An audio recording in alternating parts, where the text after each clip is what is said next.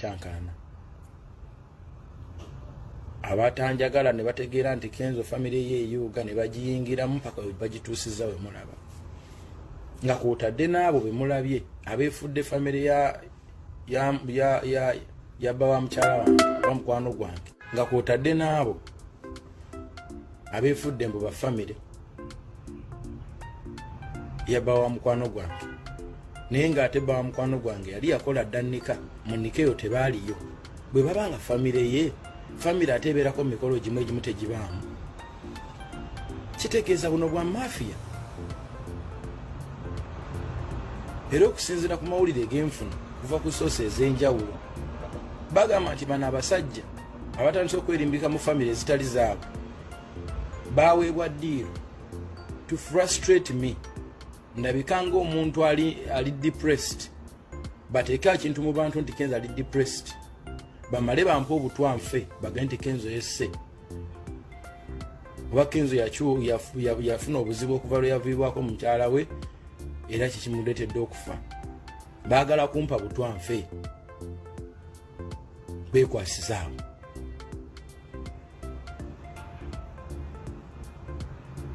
bantu bazze beerimbika mu biti ebitali nabyabo olw'okusobola okunzikakkanya ekigenderero baagala ntuuke mu 2021 nga sisobola dde okwogera ekigambo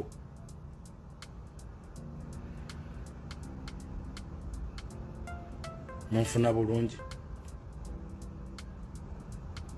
essaawa ya leero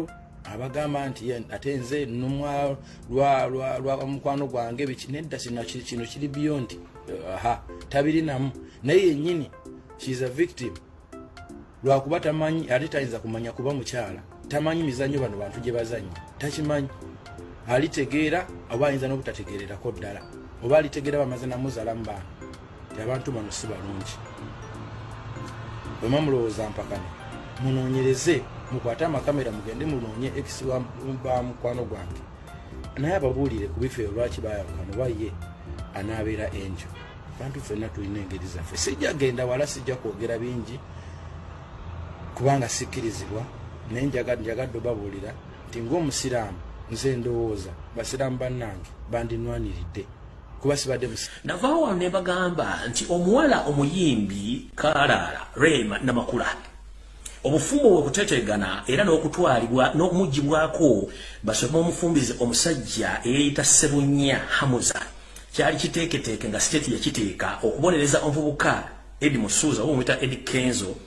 ensi yava enegando za lumbera kanywa ku 8 nsinze sinywa 8 nsinywa amazzi gaagano naye tugamba nti obudde kye kirungo ekisinga okuba nti bwe kituuka mu budde kitegeeza buli muntu gyali akatambi mwakalayo ku social media nkatambula omukulu ono nga yakajjadde bulungi nnyo maka g'obukulembeze nga bali mu kutula ddiiru ne mukama we Yoseti bahabula tabasala mutano wakalekeze era n'abaka ebyo bye yawandiise ebisoomooza okulaga nti ye abadde mukozi wa state ebbanga lyonna nga temukimanyi era n'obufuba bw'omwana ono okutabanguka omwami ono yali mukozi wa state y'ensonga lwaki n'embaga kennyini ensimbi n'abagiriko bonna yali nteeketeeke okukyankalanya obufumbo bw'ono kino nno kirabikira luddawa kino kirabikira n'ebintu bigenda maaso mu Uganda naye emboozi madde saagala jjogerako naye mbaga nti buli kintu ekyange kijjiramu time wadde oyinza okuba tokirabye essaawa zino naye kimala ne kizuuka ne kivaayo n'enkulaga nti kituufu oyo omuvubuka ne musajja munyarwanda wedde emirimu era emuteeketeeke ku bantu ku puroguramu eziri mu Uganda ez'abanyarwanda abalina okukyankalanya obufumbo ne bizinesi z'abantu n'oyo Hamza Ssebunya y'omu ku bo tugenze mu maaso ekitongole ekyabambega ekisangibwa ekibuli olwaleero kitandise okunoonyereza ku musango ogw'okutigaatiga omubiri gw'omuyimbi Siba Karungi oluvannyuma lw'omuyimbi ono okweyanjula ku kitebe ekikulu ekya CID headquarters n'alyoka aggulawo omusango guno mu butongole mu kunyumyamu n'omuyimbi ono abakungu ku kitebe ekya CID headquarters yasobodde banjulira obulungi engeri omubiri gwe gye gwatigibwa era n'alyoka alaga n'omwami eyatigaatiga omubiri gwe mu ngeri etyobola eddembe ly'omukyala naye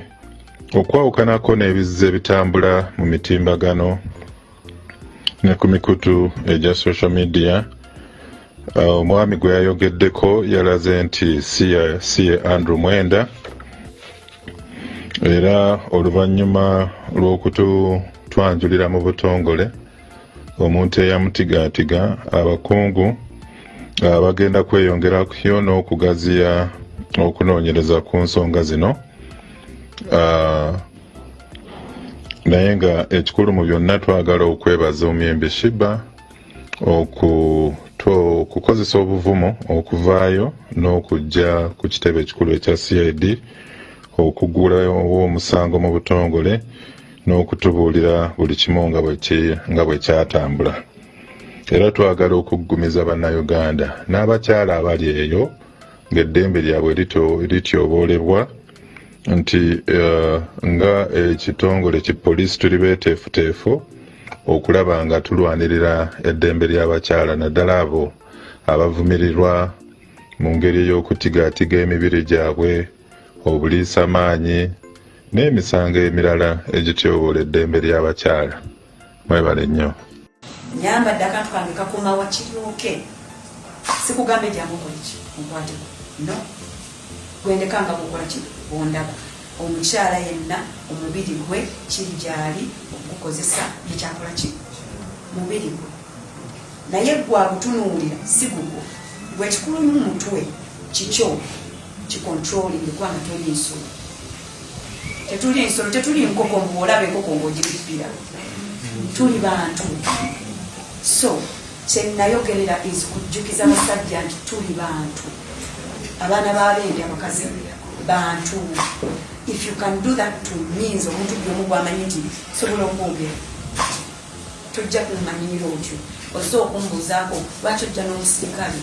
okirabye nnina obusungu, lwaki otambula n'okola ki n'ogenda. So waba kubanga mu mmotoka eyo kyannuma era kyendowoozaako everyday, tuba kubanga tuli wantu, tewali bantu, mu mmotoka temuli bantu,